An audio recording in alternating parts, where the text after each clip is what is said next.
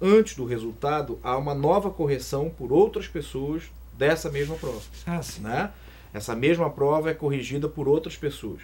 E em havendo divergência na correção, esses candidatos que ficaram próximos da aprovação, 5.6 até 5.9, 5.5 ou 5.6 até 5.9, você há uma nova correção. Né? E havendo divergência, prevalece a nota mais alta. E né? uma Prevalece a nota também mais de alta. identificar. Quando o recurso é feito, se identifica o candidato.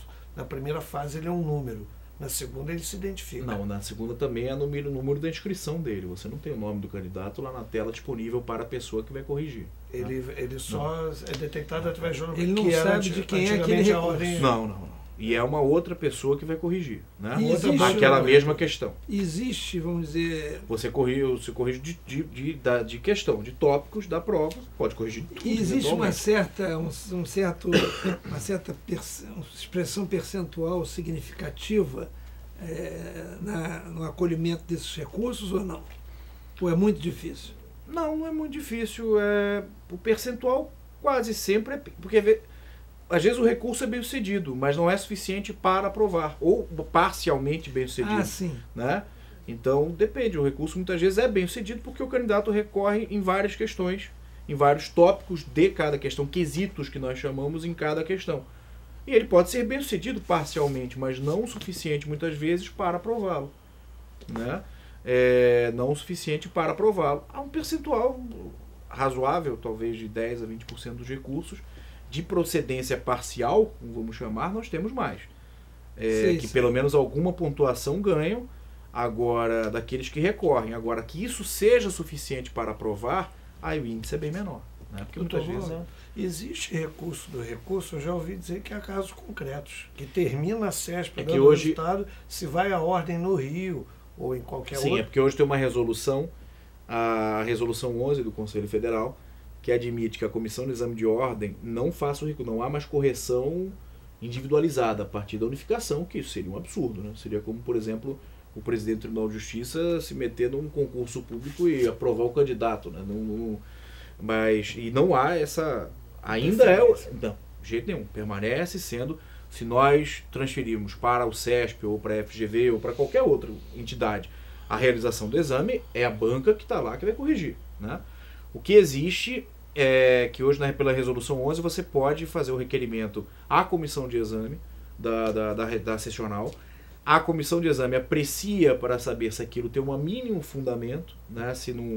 Ou se há de fato chance para, quase como que um exame de admissibilidade, né, do candidato ser aprovado, e envia para a Comissão Nacional, que envia ao CESP. Na verdade, pode ser até feito diretamente ao CESP. Né? A CESP que corrige... continua ou termina agora o contrato? Não, daí o Exame Nacional é que define e a gente deixa isso aí um pouco lá para as discussões. Será que é a Sesgar Henrique vai fazer o exame?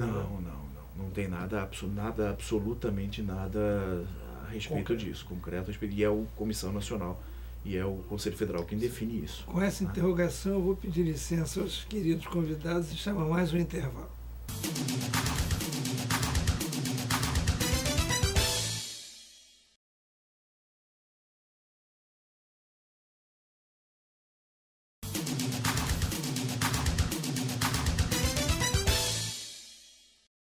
Então, voltando aos nossos debates republicanos, aqui hoje abordando o exame de ordem, o exame da OAB, essa questão tão importante para a comunidade acadêmica e para a comunidade jurídica, eu perguntaria ao Dr. Mauro Abdon se verifica ou não alguma diferença na mensuração por regiões ou por estados de índices de aprovação. Quer dizer, há regiões ou estados melhor sucedidos no exame de ordem, o que refletiria teoricamente, uma melhoria do ensino jurídico ou uma melhor categorização do ensino jurídico nessas regiões ou estados, ou não, ou há uma simetria nacional, mais ou menos, nos resultados?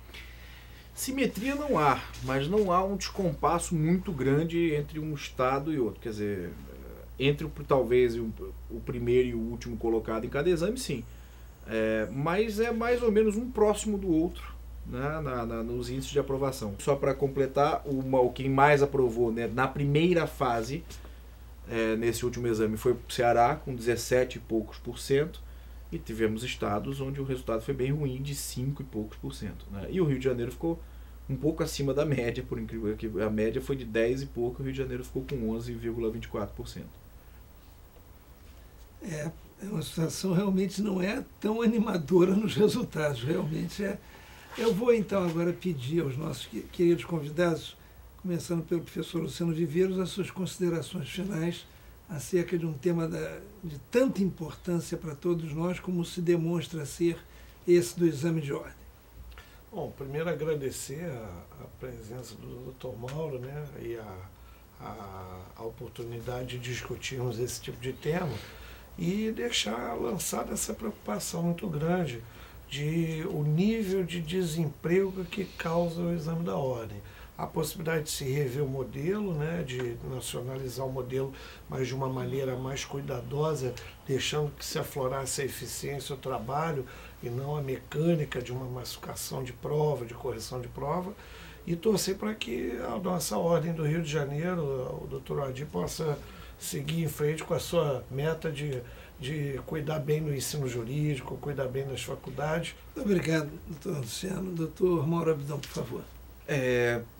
Muito obrigado, gostaria novamente de agradecer o convite do programa para esclarecer alguns pontos, colocar aqui, não acredito que seja o exame da ordem que gere, né, desemprego. O exame da ordem, sempre salientar isso, é um instrumento para a sociedade. Também não há problema nenhum no aluno que individualmente não passe em um ou até em mais exames, quer dizer, o exame ele tem que servir como instrumento de melhoria das condições individuais de cada candidato. Eu acho que ele serve para isso. Temos exemplos de que não há vergonha nenhuma em você não ser aprovado no primeiro exame que faça. Eventualmente o exame pode estar mais difícil, como dizem que esse último exame foi.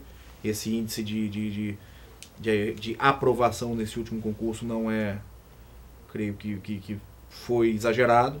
Né? Não é a intenção da ordem dificultar a prova, a intenção da ordem é buscar uma prova equilibrada, que consiga avaliar corretamente o aluno, né? E essa é a intenção. Se houver um outro meio melhor, e nós sabemos o quanto provas que fazemos ao longo da vida são problemáticas, quer dizer, não é um instrumento de avaliação.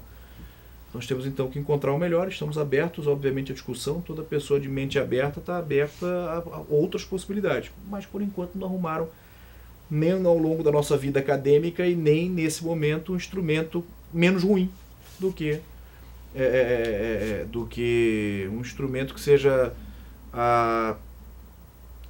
melhor, né, por assim dizer, do que esse instrumento da prova, do exame. Essa sua observação, Dr. Mauro, desculpe até interromper, mas essa sua observação me faz lembrar uma de Churchill sobre a democracia. Exato. Né, de que o pior regime é a exceção de todos os outros. O que o senhor está dizendo, em outras palavras, é que o exame de ordem ele é a pior sistemática, ou o pior sistema, ou a pior estrutura, à exceção de todas as outras, que não se encontrou melhor. É isso, mais ou menos? É isso, síntese, quer dizer, né? Não, eu acho que a prova, só quero dizer o seguinte, só quero dizer com isso que eu tenho pavor, doutor Fernando, de uma posição arrogante de quem já está dentro e que diga, os alunos são ruins. Não é, acho que não nos cabe fazer esse juízo de valor para aquela pessoa que está lá se sacrificando, que vai fazer a prova, não descabe isso, né? Eu acho que a pessoa pode melhorar individualmente, ela pode não estar preparada em um exame, estar melhor preparada em outra, pode levar a sério uma matéria que ele não levou tanto na faculdade, agora ter que estudar. Eu detesto essas afirmações peremptórias que julguem o outro, né? Então eu acho que a prova é o melhor instrumento, até que encontrem outro, né? Até que encontrem outro para, de fato, dar à sociedade uma garantia mínima de que a pessoa com uma carteira de advogado terá uma competência, terá uma habilitação técnica necessária.